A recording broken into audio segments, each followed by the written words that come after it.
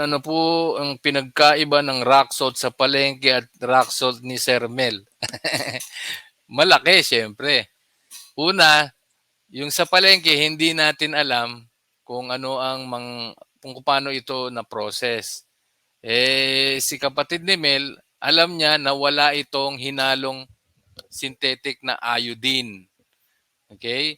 Pure rock sea salt to na nag-evaporate lang ang process nito.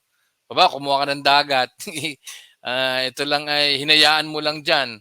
Siguro sinala yung dagat na yan, yung tubig, tapos hinayaan mo lang mag-evaporate. Yung matitira doon, yun yung asin. Yung problema doon sa palengke, hindi natin alam kung pinakialaman din ng halos lahat ng palengke.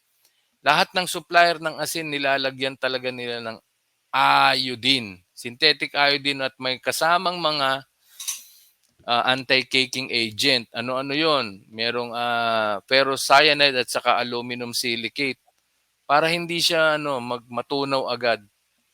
Kasi nga, sino bang bibili ng asin na pag napatakan nag-moist lang wala na. Tubig na. Yun ang totoong asin. Yung pag napatakan mo lang siya, mayat-mayat, tuloy-tuloy na lahat yan. Malusaw na yan.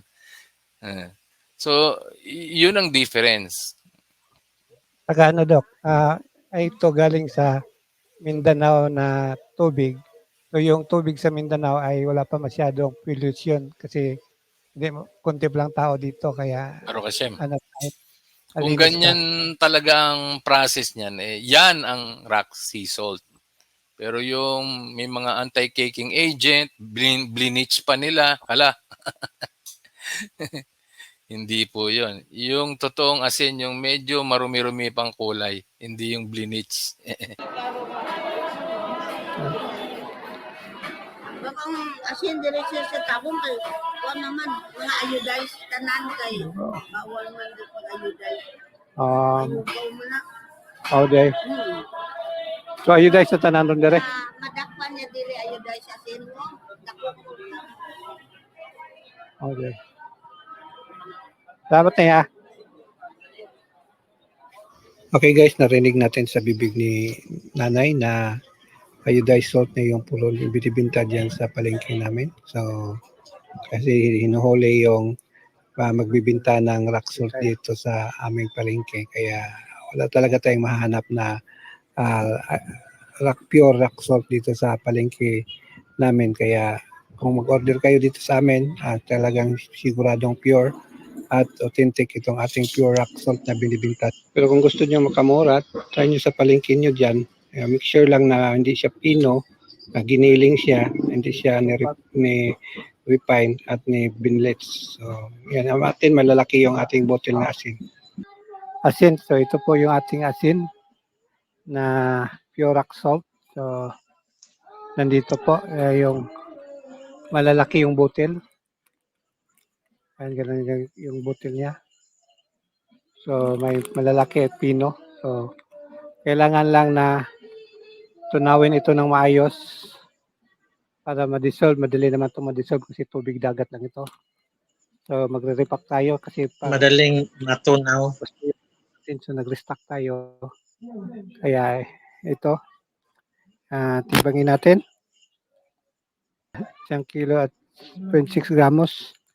Then, bumili pa rin tayo ng sealer para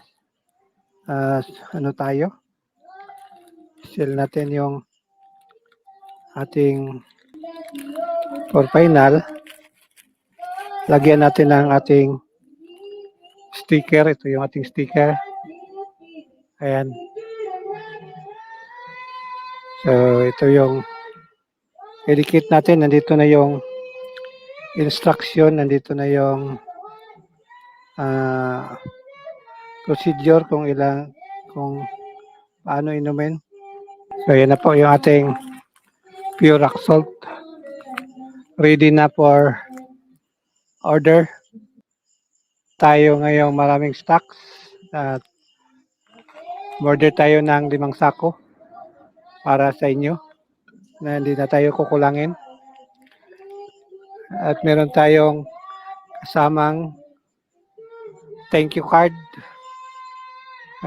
Greetings nila Doc RG at Doc Nan the same time instruction kung paano gagamitin at kung kailan ka gagamit at kung gusto mong magkonsulta, meron din tayong link dito sa ating thank you card. So yan ay ibabalot natin sa itong clean wrap, then saka ibabubble wrap, then saka ilalagay sa pouch. So secured at safe yung inyong order na may deliver sa inyo. Kaya ayan. So yan, thank you very much sa mga nag-suporta. Thank you very much sa mga bumili at nag-order. At thank you very much din sa mag-order pa. So ito ay hindi po namin negosyo, hindi po ito negosyo natin, kundi ito ay fundraising lang na masuportahan, mabayaran natin yung maintenance natin dito sa broadcast para magpatuloy itong ating live. Kahit na na-surprise tayo, gumagawa tayo ng paraan na makapag-broadcast. So nilalakad ko ngayon na magiging live din tayo sa TikTok at saka sa ibang platform para kahit isuppress man tayo sa Facebook, mayroon tayong mga ibang opsyon na maririnig pa rin ng tao. So ating mission na maipaalam sa kanila yung kahalagahan ng asin at yung holistic way of life, kung ano yung purpose natin dito. So Baro Kasim, see you sa susunod na schedule or sa Webes. Thank you, Bro Edgar. Thank you, Sir Dol. Thank you. Mayroon pa kong asin, 3 pang kilo. Siguro next month mag-order naman ako. Thank you, Sir. Yan, sa mga mag-order, nandiyan na yung Shopee link natin. So, click nyo lang yung link. And yung hindi marunong mag-Shopee, message nyo lang ako. Kasi meron ding hindi marunong pa eh. Message nyo lang ako para direct na natin sa GNT. Hindi na, kasi kung sa Shopee, pwede COD, pwedeng doon na bayaran nyo sa pag-deliver na. Yung direct sa akin, kailangan natin bayaran yung GNT. So, Gcash lang yung katapat nun. Okay, maraming salamat po. God bless. Baro Kasim. Baruch Hashem.